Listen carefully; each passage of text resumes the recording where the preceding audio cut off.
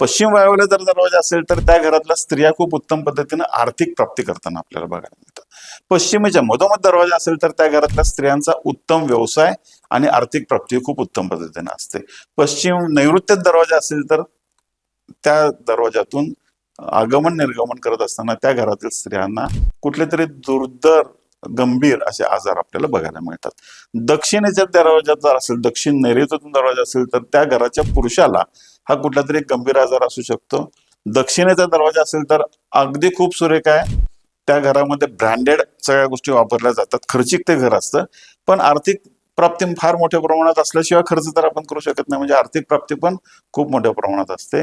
दक्षिण आग्नेयेत जर प्रवास असेल तर स्त्रियांचे व्यवसाय असतात आणि स्त्रिया खूप उत्तम पद्धतीनं आर्थिक गेन, आर्थिक प्रॉफिट करू शकतात. अशा पद्धतीचे आपल्याला वेगवेगळ्या दरवाजाचे अनुभव हे आपल्याला बघायला मिळतात.